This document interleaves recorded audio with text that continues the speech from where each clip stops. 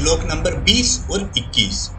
भगवान कहते हैं कि ऐसे बहुत से लोग नॉर्मल लोगों के लिए प्रेरणा बनते हैं या फिर इंस्पिरेशन बनते हैं।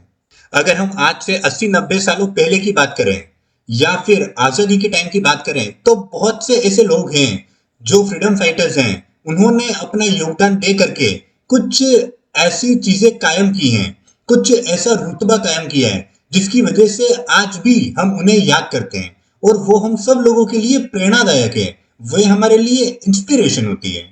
जैसे महात्मा गांधी, तात्या टोपे, सुभाष चंद्र बोस, सरदार वल्लभ भाई पटेल, भगत सिंह, राजगुरु, सुखदेव और ऐसे बहुत से ऐसे नाम है जो आप नाम लेते लेते मैं आपके सामने थक जाऊंगा, लेकिन ये नाम खत्म नहीं होंगे। तो ये सभी लोग हमारे लिए एक इंस्पिरेशन बनते हैं। तो पहले के समय में इन सभी लोगों की जो तस्वीरें हैं वो हर घर में लगाई जाती थी। जैसे सुभाष चंद्र बोस की तस्वीर हर एक घर में होती थी, लेकिन जैसे जैसे समय बीतता चला गया वे सारी तस्वीरें आज बॉलीवुड एक्टर से रिप्लेस हो गई। यानी कि आज उनकी जगह पर शाहरुख खान, सलमान खान, बड़े बड़े बॉलीवुड स्टार की पिक्चर लगाई जाती है। तो आपने देखा होगा कि हम कई बार ऐसी बातें भी करते हैं कि अरे तूने तो बिल्कुल वैसा ही किया है जैसा कि उसने किया था।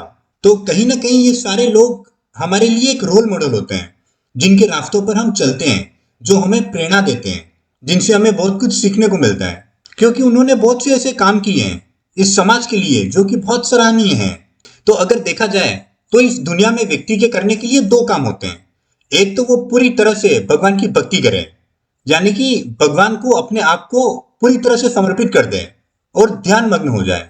और दूसरे वो लोग जो अपने कर्म के प्रति सजग रहते हैं, यानी कि जिनके समाज के प्रति कर्तव्य हैं, जिनके अपने फैमिली के प्रति जो कर्तव्य हैं, जिनके अपने खुद के प्रति जो कर्तव्य है, उन्हें वो भलीभांति रूप से करते रहे। जिसे आध्यात्मिक ज्ञान हो जाता है वो उसके बाद भी कंटिन्यूअसली इस समाज के अंदर रह करके अपने जो समाज के प्रति कर्तव्य है, जो अपनी फैमिली के प्रति कर्तव्य है, उनको करते रहता है, उनको छोड़ता नहीं है। और उसके अलावा वो भगवान का भी नाम लेता रहता है, वो भगवान के भी ध्यान में मग्न होता है, यानी कि वो दोनों काम एक साथ करता है। इसे कर्मयोग कहा गया है। और एक लोग वो होते हैं जो अध्यात्म का ज्ञान प्राप्त करके पूरी तरह से इस समस्त संसार को त्याग कर देते हैं और पूरी तरह से अपने आप को भक्ति में लीन करके संन्यास ग्रहण कर लेते हैं, जिसे संन्यास योग कहा जाता है।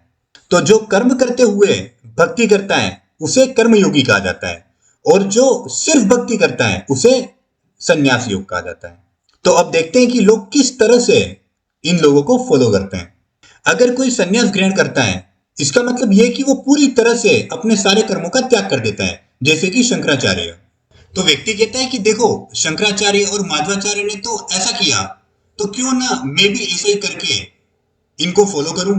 तो वो क्या करता है कि बिना आत्मज्ञान को प्राप्त किए, बिना अपने अंदर झांक करके, या बिना शंकराचार्य या माधवाचार्य को देख करके कि उन्होंने क्यों ये सब कुछ किया है, उनके मन मस्तिष्क में क्या चल रहा है, किस तरह से वो इस संसार की मोह माया से मुक्त हो चुके हैं और उसके बाद उन्होंने इस संसार को त्यागा है। तो बिना इन सब को जाने वो उनको देख करके, मात्र बाहर से ऑब्जर्व करके ये सारी चीजों को त्याग कर देता है। वो देखता है कि ये सन्यासी तो कोई भी काम नहीं कर रहे हैं, तो वो उन्हें सिर्फ बाहर से कॉपी करता चला जाता है, क्योंकि वो इंटरनली तो उन्हें कॉपी कर भी नहीं सकता है, क्योंकि आत्मज्ञान प्राप्त करना इट्स डिफिकल्ट, नॉट इजी।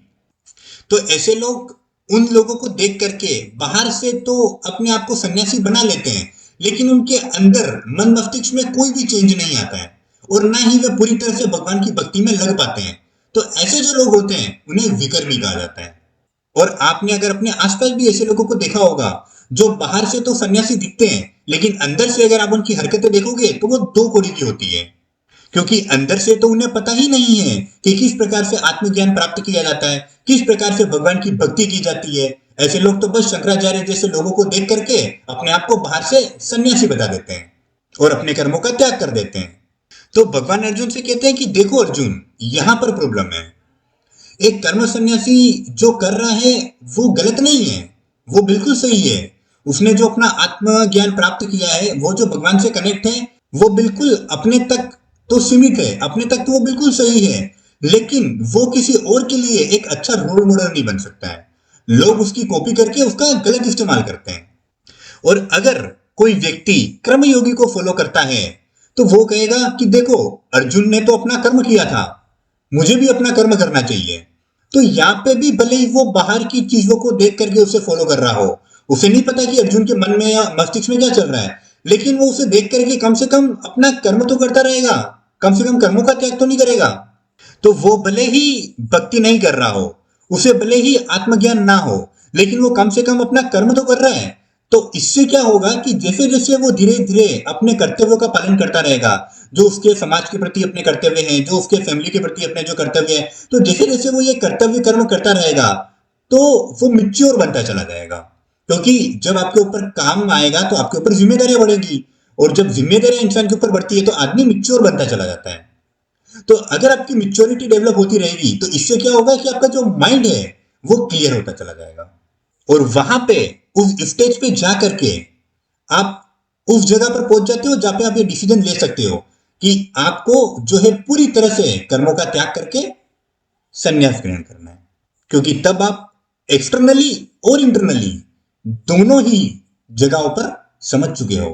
तो इस पॉइंट ऑफ व्यू को देखते हुए भगवान अर्जुन से कहते हैं कि तुम राजा जनक को देखो। आज राजा जनक को इतिहास में कौन नहीं जानता है, हर जगह उन्हें सम्मान दिया जाता है, और वो लोगों के लिए एक प्रेरणा है, एक इंस्पिरेशनल है। क्योंकि राजा जनक के पास इतना वैभव था, इतना शौर्य था, वे इतने बलवान थे। और जब आप एक राजा होते हो तो आपके ऊपर जनता की छोटी छोटी जिम्मेदारियों का बोझ होता है। आपको एक बिल्कुल समझदारी और मेच्योरिटी के साथ में इतने जो लोगों को आप लेकर के चल रहे हो, जिनके आप राजा हो, आपको उन सबको एक अच्छी तरह से मेंटेन करके चलना होता है। आपको सबकी छोटी छोटी चीजों का ध्यान रखना होता है। उनके पास किसी भी चीज की कोई कमी नहीं थी, चाहे वो फैमिली हो, चाहे वो धन दौलत हो। तो राजा जनक ने ये सारे ही कर्तव्यों का पालन बिल्कुल सही तरीके से किया, जैसे कि उसे इस समाज में किया जाना चाहिए था।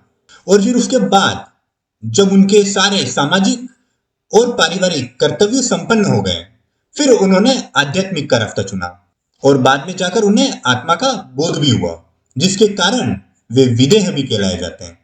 और जब उन्हें अपना आत्मा का ज्ञान हो गया, उसके बाद भी उन्होंने कंटिन्यूअसली अपने जो कर्तव्य हैं उनको बिल्कुल सही ढंग से सुचारू रूप से चलने दिया। तो अर्जुन, मैं तुमसे चाहता हूं कि तुम भी इसी तरह से अपने कर्तव्य को सुचारू रूप से करते रहो।